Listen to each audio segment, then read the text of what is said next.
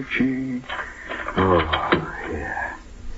Oh, that's so exciting. I'll tell you, a whole new week. A fantastic new week. Oh, is it ever exciting?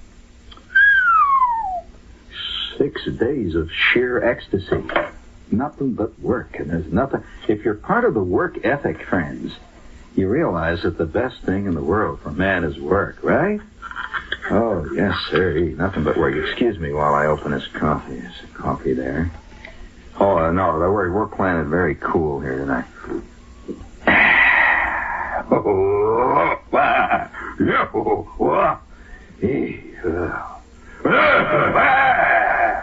There's nothing like 3-hour-old coffee that's been marinating in a cardboard cup. That's the taste of urbanization. That's the taste of our time.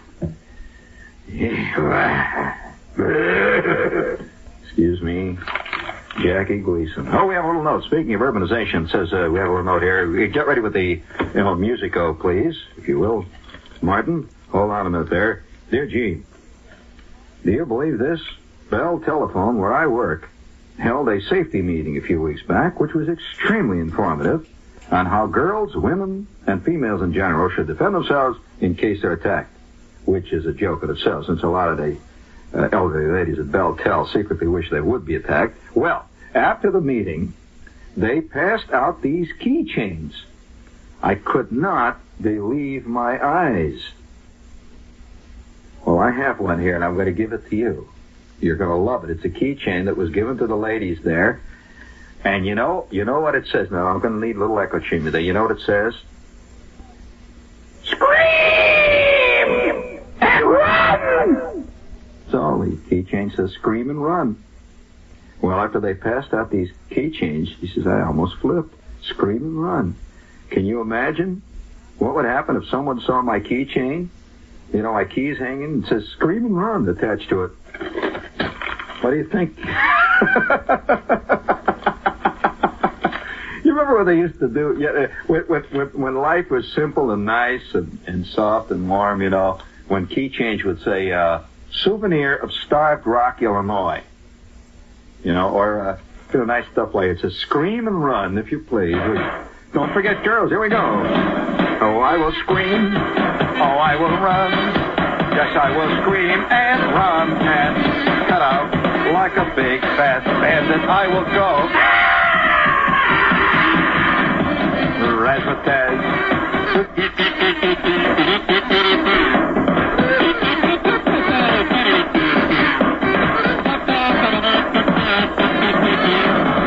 So, you want hello? Thank you. Reset that, Martin. We'd like to salute the... Boy, that's a wonderful piece of trivia. The New Jersey Bell Women's Safety Committee will have a keychain that says scream and run. It's too bad that they don't have, you know, if they'd used real imagination on it, Marty, just think what they could have done. They could have had a little switchblade style, you know, put into it.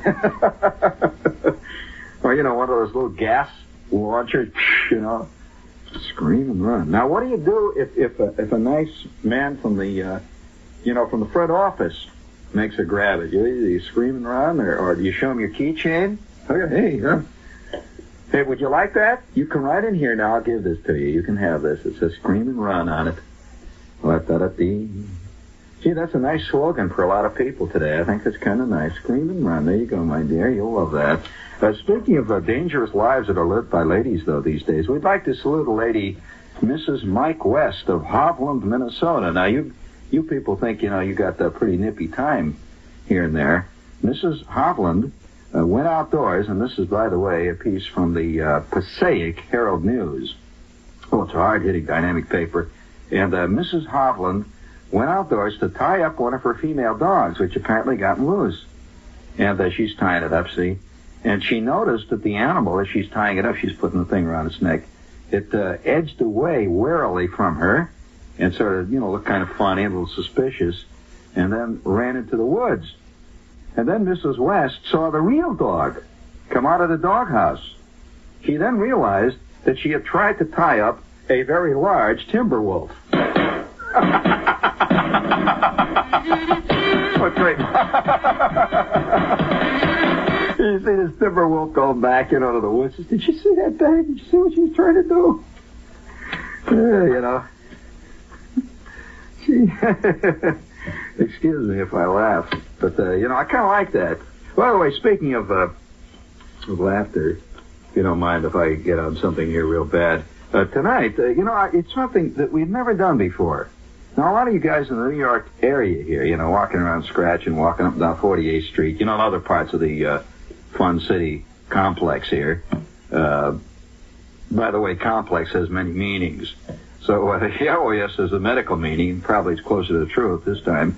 However, for you in New York, you probably are not aware of the fact that that this little thing we do here on, you know, at 10:15 to 11 is heard in other parts of the country.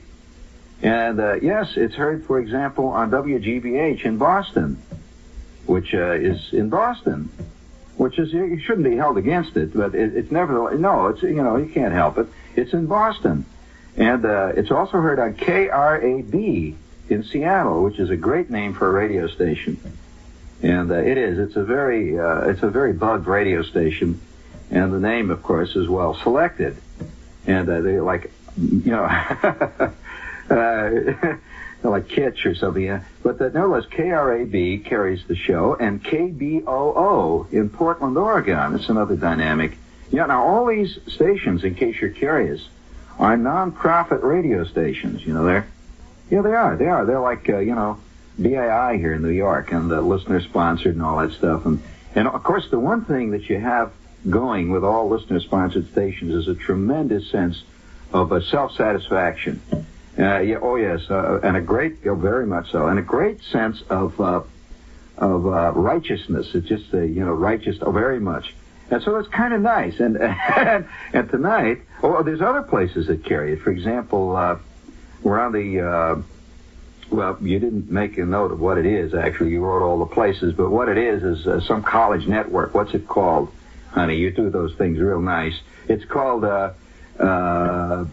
something, you don't know. Well, you do. It's something New England College Network or something like that. That helps a lot. My producer's right on it, you know. But nevertheless, it's on the Amherst station, Mount Holyoke, Dartmouth, Lowell Institute of Technology, and other places of that type. Now, you're helpful, honey. Not often successful, but helpful. And it's like me, you know, always helping my old man when I was a kid. You know, I remember one of the great moments when I'm helping him, say I'm standing outside the car, he's trying to fix the tire in a driving rain on US 41, saying I'm 9.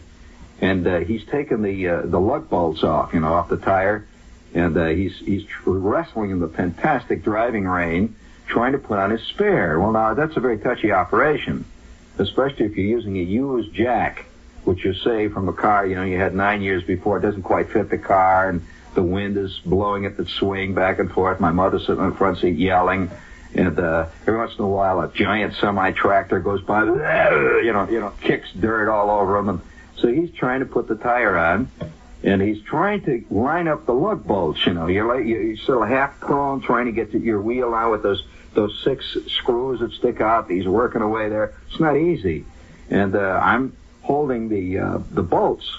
I've got the nuts, say, in a big hubcap, and I'm standing next to him for Daddy, say. Well, he calls up, he says, quick, he's got the wheel on now, see. He says, quick, give me one of the nuts. And I leap forward, and all I remember was the hubcap spinning in the air briefly amid the rain. The hubcap turns over, and all the lug bolts fly under the car in the weeds, in the dark. And that meant we were going to be 3 hours right there while the old man crawled around on the ground looking for the bolts. Well, of course, I was helpful. I was helpful the way my producer is helpful quite often. So, you know, I want to salute you there. But nevertheless, tonight, we'd like to salute these little non-profit radio stations everywhere, struggling away. And would you please? Here we go. Yes, sir, all together now. Culture keeps marching on. You cannot keep it down for long. Basil, WGBH-O-K-R-A-A-B.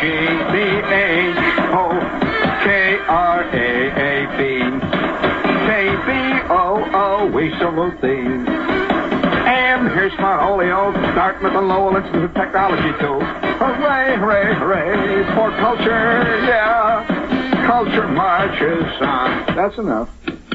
Listen, that's what you guys out there. You know how they describe me in the program guide of KRIB. They describe me many ways. For one description, they describe me. It says J. Shepard, Neo-Mencken palaver from Gotham.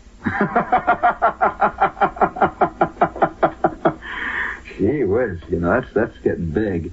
Well, of course, I don't know. I mean, when you find yourself being described in very exotic terms, you begin to get a little nervous. Like, for example, I'll tell you one of the ways that I believe the generation gap comes through. A kid wrote me a letter. In fact, he wrote it for his entire 9th grade English class. No, history, excuse me. His entire 9th grade history class. And he says, Shepard, you won't believe this. He says, every one of us in the history class, all us guys listen, see? And he says, one day one of us said, asked the teacher, our history teacher, about Shepard. And he says, the guy says, Shepard? He said, what do you mean Shepard? You mean you listen to Shepard? And the kid says, yeah. All the kids say, yeah, wow, groovy. He says, why do you listen to him? Why, he is nothing more nor less than Fulton Lewis Jr.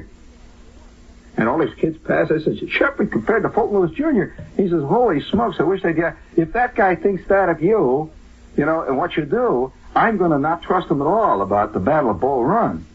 He says, and I thought, it's fantastic that he compared with something like that. That's roughly like comparing Soupy Sales with Walter Cronkite. They both talk, so obviously, they're the same. They're both on TV, so, they must be doing the same thing. Would you please hit the money button there? Let's hit him right in the eye. Please. Here it comes. Here comes the dog. And now a special message from Dr. Pepper. The first Dr. Pepper truck has reached New York. We now switch you to our man on the street, Saul Weinberg, for a first-hand report. Yes, it's true. The first Dr. Pepper truck has indeed arrived. The mood here is one of great excitement. Excuse me, please. People are cheering and screaming, old and young alike. Watch the cable, please. Have united in one great gesture of welcome. I'm trying to get near the truck.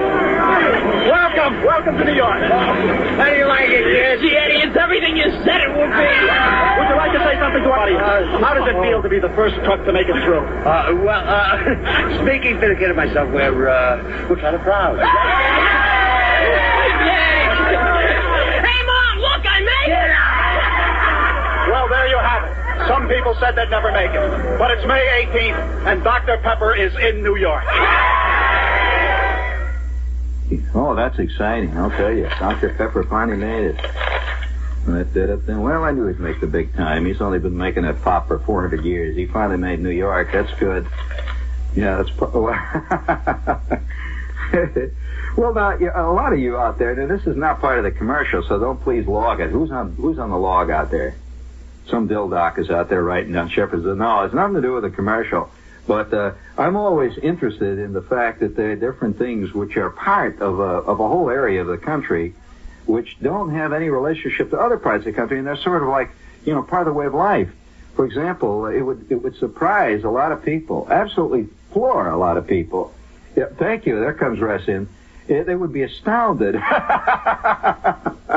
Big Russ. If I'd known it was you, I wouldn't have said it.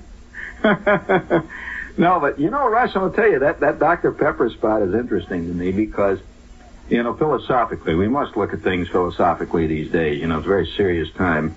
And but part of the splintering of our country is the fact that many people in various parts of the country have their own totems, which have nothing to do with the other parts of the country. For example, I'll guarantee you, in Indianapolis, they never heard of Dr. Brown's celery tonic. That's the truth. I came to New York, and here was Dr. Brown's celery tonic. And first of all, I almost, the idea of celery tonic was enough to make me think of my Aunt Em. She was always drinking stuff like, Dr. Livermore's little turnip powders, stuff like that. And so, but nevertheless, everybody knows about Dr. Brown's celery tonic here and there. It's absolutely part of the culture. Well, you go to Goshen, Indiana, and they would be astounded that you never heard of Dr. Pepper. I mean, Dr. Pepper is as much part of the world out there as, say, Nathan's hot dogs are part of the scene here in New York. Now you go up into Maine, every place has a little thing going for it. You go up into Maine, and you walk into, let's say, Whizzers. There's a place in Oakland, Maine called Whizzers. Now, you walk into Whizzers in Oakland, Maine, and old Whiz is sitting back there. He's selling cans of night crawlers and stuff like that, and he's making grinders. Now, you know what is a grinder? You mean you don't know what a grinder is? Oh. No wonder this country is blowing apart. There's no communication whatsoever. You don't know what a grinder is. You see, I'm the universal man. Why? Because I'm living a gypsy life. No, I'm serious. I'm living a life that most, speaking of grinders, this is WOR, and we're in New York, of course. And and when you live a gypsy life, it's like a carny type, or an itinerant small town newspaper guy who he one day he's working on the Passaic Herald, the next he's working on the Boomtown Idaho Gazette, and he just makes the rounds. Well, ultimately he knows the innermost underbelly of the country, the way most people never know. Well, I've worked, let's see, this is my 12th radio station, my 4th television station. I played on 5 minor league ball teams, so you get to know something about the underbelly of the country. And, for example, it amazes me to walk into a place here in New York and say, hey, you know what I'd like to have right now? I'd like to have a great big fat juicy grinder. And they look at you like you said something obscene. See, because apparently the word grinder means something different on Fordham Road. I don't quite know what it means on Fordham Road. But a grinder, very roughly, to put it roughly, a grinder is the upper New England equivalent to the hero. The hero sandwich, see, is the hero. Now they don't call them heroes up there. Up there they're grinders, so there's a totally different language. Now you go into middle New England. Now let's say you get halfway up to Maine, and you don't ask for a grinder. What do you ask for up there? I'll give you a test. That is correct. That's right. You ask for a submarine, and you get a sub sandwich, a big submarine. See.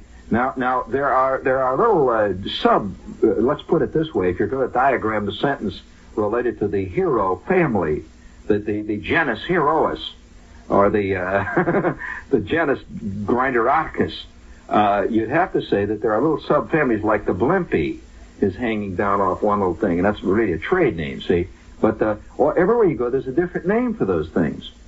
And now you get up into Whizzers, for example, up in Oakland, Maine, where their specialty is grinders. You go in there. They also have the Syrian Dagwood, which is a real bomber. Incidentally, have you ever heard of that same sandwich called the bomber? Yeah. In fact, there's one place I know of in Ohio where they make a thing called Italian salami bombers, and it's the same thing. See, it's all an Italian type sandwich. Well, the bomber out there, this place, they take it literally. So you go in and you get an Italian salami bomber, or you get an Italian provolone bomber, and it comes as great big, it's a great big Italian loaf. It's cut, and all the oil and stuff is dripping out of it, and they have bomber wings on it. Little cardboard wings on the side of it, see? So if you want to, you can just sail it out across the street, see? And it, by the way, has fairly good aerodynamics, in case you're curious. That is, if you stick with the salami, you get the provolone in, she gets a little nose heavy. However, I'm fascinated by our country, probably more than most guys. Most guys are fascinated by one political aspect, but now let's take this Dr. Pepper thing. The idea of introducing Dr. Pepper to a city would surprise people, say, in a place like Vincennes, Indiana, where Dr. Pepper has been part of their lives for as long as they can remember, like before they were born, 40, 50 years. Now here's another one. I'll ask you another one. How many of you know what the big drink is in Maine? You walk into Whizzers, and you have yourself a grinder, right? You say, hey, Whiz. And he says, yep. That's the way he'd say it, yep. He'd say, well, look, Whiz, I want, give me a grinder all the way it works. All right? And he goes, yeah, wait a little bit. Because Maine says, yep. He said, I just come back from Bar Harbor, I'm a little tired, and he starts working on your grinder. Well, then, he's got the grinder going, he's got all the stuff. Then, what do you ask for it up there? What? Absolutely correct, Russ. You've been there. That's what you ask for. And you say, and Whiz? And you say, yep. Say, you got any cold Moxie? Yep, it's in the freezer. And you reach over and you grab yourself a bottle of Moxie, and you open it up, and you're all set. You have your Moxie and your grinder. Now, the New Yorker, he would go up there, see, and he would know he would be totally out of his water up there. And of course, the main guy comes down here, and he goes in. Where does he go? He goes into, let's say he goes into Nedick's. Now, what could be more in New York than, let's say, to go into Julius's at 46th and Broadway, or let's say at 34th Street. He goes into the Nedick's on 34th, and he walks in, and there's a whole bunch of people all standing in, and they're drinking the stuff, and they're knocking on a piccolo and all that. And he walks up and he says, "Excuse me," and the guy says, "What do you want?" And he says, of course, I'm using the language of the native. "What do you want, Mac?" And he says, "Moxie, please." The guy says, "What do you, Moxie? I got plenty of Moxie. You trying to put me down, Mac?" Foreigner out of town, Dildox. And so, again, right away, there's a clash between cultures. The Moxie, Now, I'm going to ask you another one. How many of you ever heard of Green River? Green River. Now, I was up I think I told this story. I was up at Clark University here recently, and I took a couple of guys. We were waiting in the airline terminal. We were waiting in the terminal there, and in the Worcester, Mass. Incidentally, Worcester, Mass. is the pothole capital of the world. They're very proud of that. Every town is proud of its major product, and oh yes, for a long while I remember when Secaucus was proud of that pig smell. Until, the word pig got to have bad connotations, and I don't talk much about it. Now it's the packing industry. But nevertheless, every town is curiously proud, if I can quote if I quote Mr. Commander Whitehead, of the Schweppes people. They're curiously proud of their product. And so Worcester is proud of its potholes. In fact, I wasn't in Worcester, Mass. 20 minutes when the guy I was with, who was driving a little Volkswagen, he busted the front axle. See, boom, we hit this pothole, crash, see, and down goes the front. You could hear a tinkle of glass and a little dribbling of fluids, unnamed fluids from the front. We drove on, see, and this car now is listening, and I said, "Gee, Maury, that was a pothole and a half." And there's a long pause. "Yeah," he says, "we've got best potholes in all New England up here in Worcester." And he's proud of it, you see, because, you get perversely proud of that. And so, up in Worcester, Mass., I took these guys in, and I said, there was a Coke machine there, and in the middle of it all, it said Green River. And the guy says, "Green River?" And I says, "Green River, I have it, holy smokes, I'm home." And all this stuff, was being spread out. And he tried Green River, and he said, "Gee, I never tasted it, but it's a whole new thing." Well, now, this is part of the splinter aspect of our town and our whole area. Now, let's take the whole idea of the pizza. Now, pizzas have very different meanings in different parts of the country. For example, you know that in certain parts of the Midwest, they'll call them Italian cartwheels. Have you ever heard them called that? You've never heard it called that here, right? Well, out there, they'll say, "Let's go out and get a cartwheel." And if you ever hear that out there, he's referring to a pizza, what you would call a pizza here. And he'll say, you want a sausage cartwheel? Or do you want a cheese cartwheel? And you go out and get it. Now, I wonder if anybody's ever really written a piece on the whole... Now, the further west you go, I don't know whether this interests you at all or not, but it does me. The further west you go, the more the Oriental atmosphere pervades. See, I think this country, as it does, if you take a look at a world map, really, and you just take a look at a globe, and you discover some interesting things about America, not so much a flat map, but a globe. And you realize that we here in the East, right here in New York City, we're like, we're a third of a world almost away from the people who live in, say, Utah and Idaho and California. It's a tremendous distance. And that distance, of course, makes the people out there relate to other parts of the world differently than we do. For example, if you're living in, say, let's take an example, San Diego. Well, now, London, to a guy living in San Diego, is 6,000 plus miles away. It's a fantastic distance. Here in New York, London, is kind of a local trip. I'll say, to use a very rough analogy, but most people say they'll fly to London, some agent will fly to London. But for a guy living in San Diego, flying to London is roughly like somebody here in New York saying, well, I'm flying to Moscow. Or I'm flying to, even further than that, I'm flying to Beirut. It's about 6,000 miles. It's a tremendous distance. And so these people out there, they relate to the Orient. And so you'll find all up and down the East Coast, you'll find thousands of Hawaiian hamburger joints. Yeah. The Hawaiian food is part of their culture, just like here, the Italian food is part of our culture. You go into, you'll go into drive-ins here, and they'll have pizza hamburgers, they'll have mozzarella hamburgers. In other words, we relate to Europe. Almost all of our attitudes here relate to European. French restaurants, big deal here in New York. French restaurants. It's the local culture. Italian, German restaurants. Well, you know that when I was a kid out in Chicago, their idea of to go out to a foreign restaurant, much, much more than New York here. Two of them. You rarely see them here. Mexican restaurants, again, because Mexico is a much more local situation there.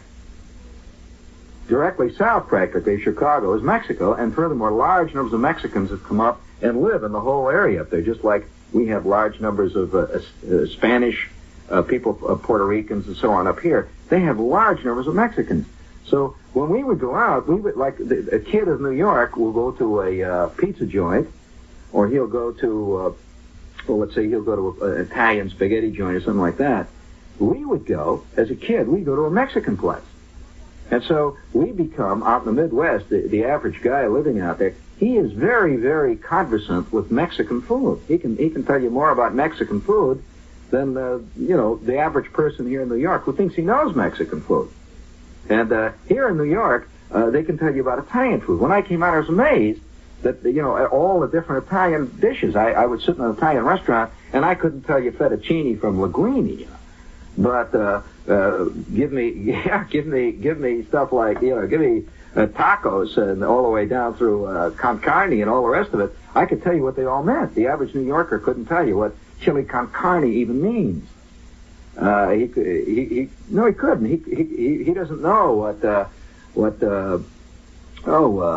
fritos and all this stuff, which is part of the culture of people who go to a Mexican restaurant. Now, it's very hard to find a good Mexican restaurant in New York. There aren't many of them here.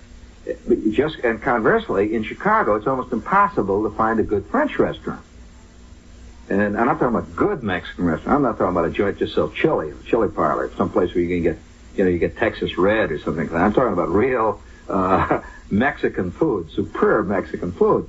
Now, and the other restaurant that everybody went to out there continually, there's two restaurants really, types of restaurants that everybody out there was very aware of. When you go out on a Sunday, for example, you'd go to. Well, one of them was Chinese. Again, it's the East. There was a tremendous, from about Chicago West, the Chinese restaurant. How many times have you seen a Western movie when the restaurant in town was a Chinese restaurant? In an old Western movie. And I'm sure it's true. I'm telling you it's very true, because the Chinese, and you know why this is so? Are you curious? Well, there's a historical reason. The Chinese built the Union Pacific. And the Chinese, when they built, the Chinese laborer built the Union Pacific Railroad as it went west. And there were thousands of Chinese who settled throughout the Middle West, primarily because it reminded them very much of the Great Plains, tremendous steppes, plains area of northern China. And so they're everywhere you go, up in places like Minnesota, Minneapolis, and places, there's always a great Chinese restaurant. Italian? Not much. Now, you know what? Another one of the restaurants you'll find, as you go further west, you'll find more and more of them. And I'm talking about classical German restaurants. Classical German restaurants. And so you get out into places.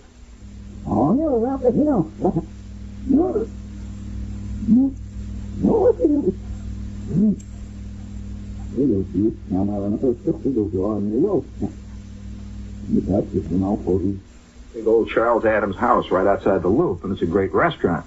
And it's German. Another thing that you find in places like Chicago, thousands of Swedish restaurants. Very rare here.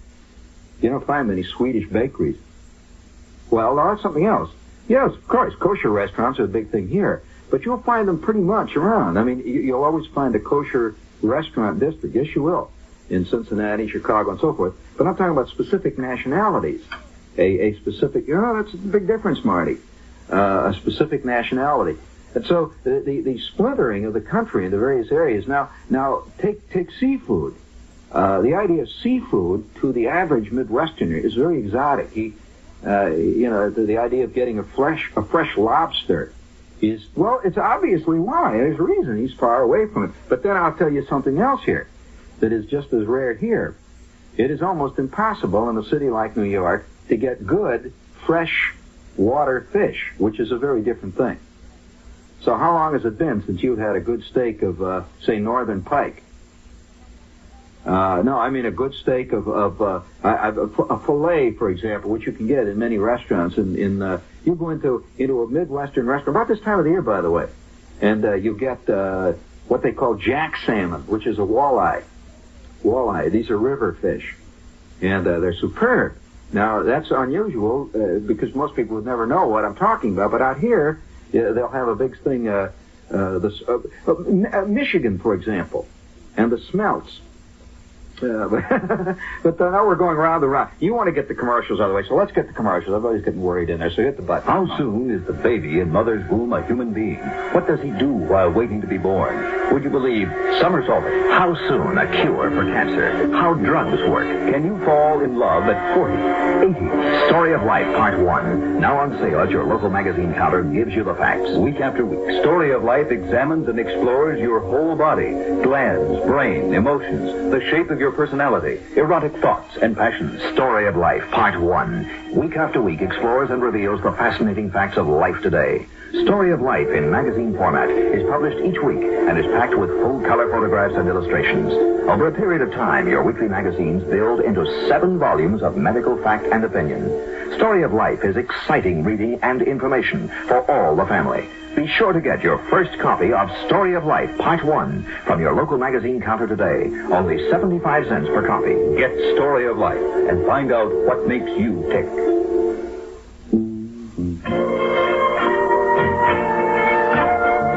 You don't have to be a mother to like Sandler and Young.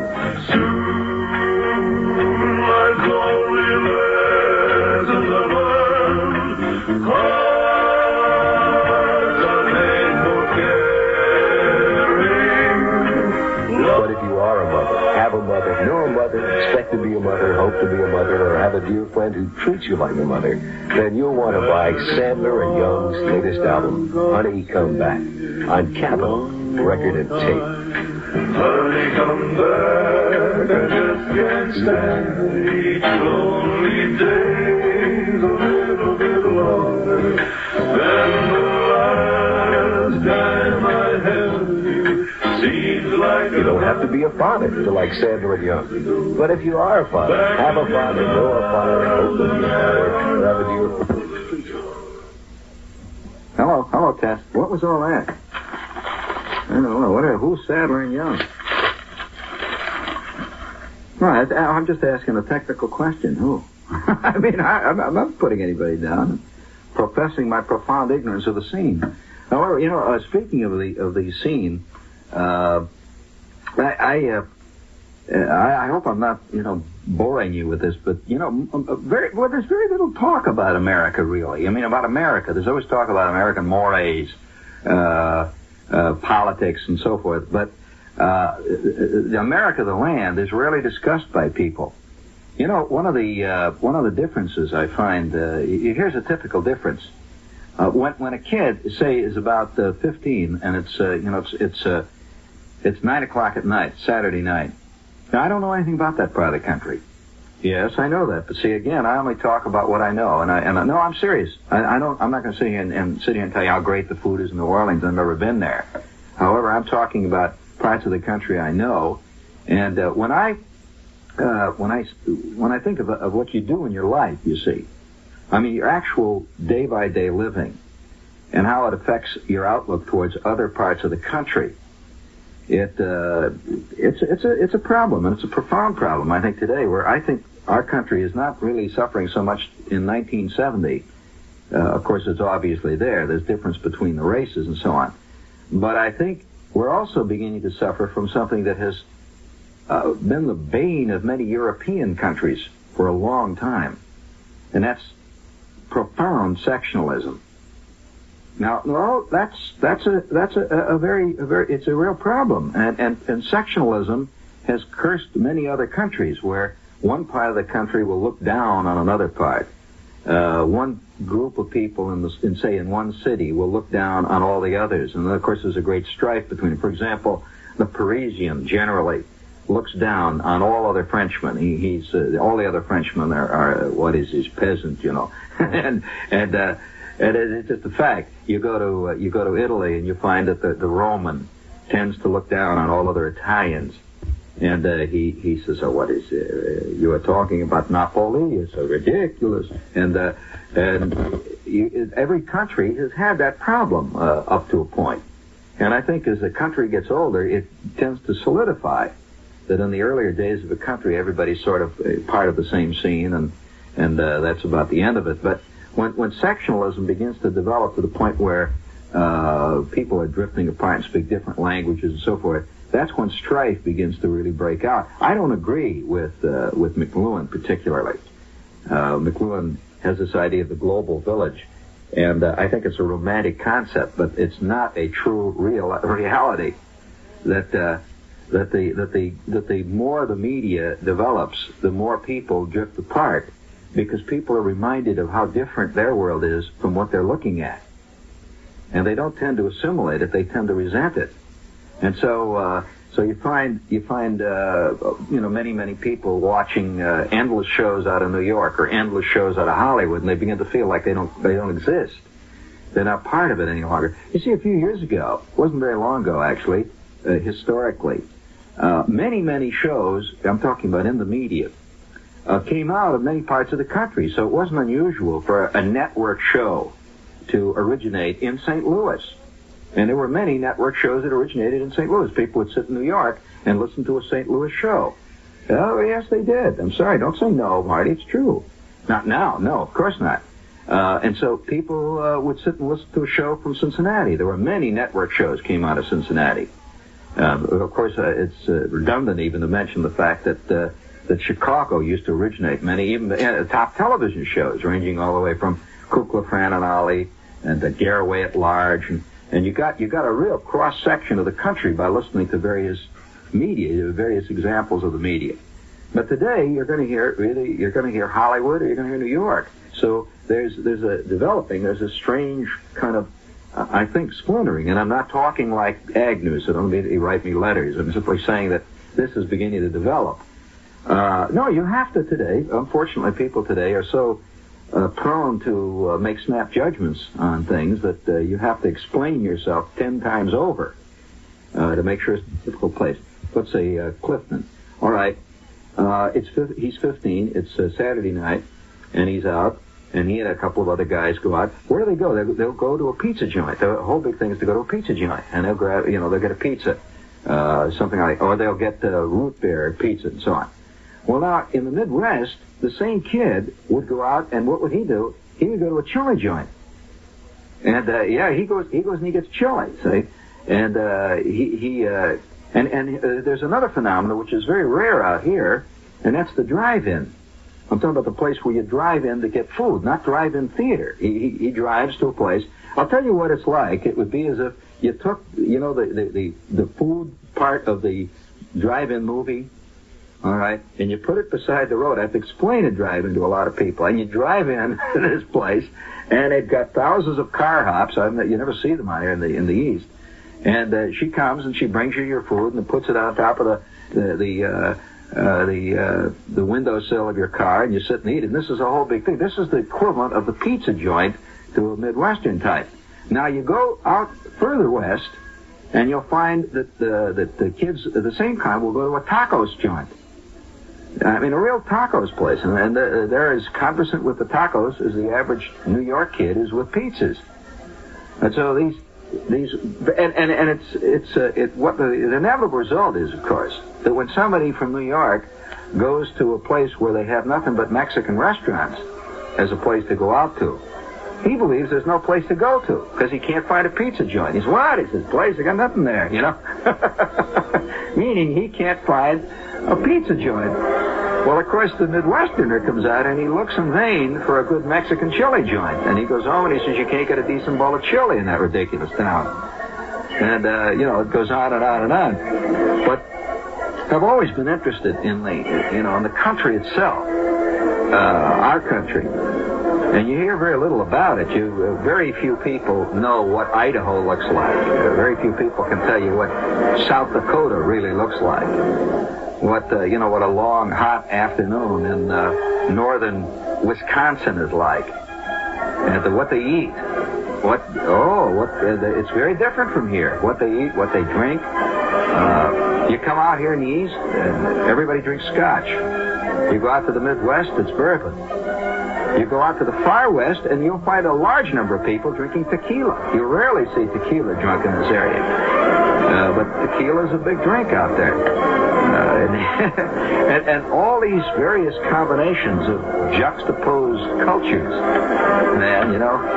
And so that ends tonight's salute to KRAB, the only admitted crabby station in the world,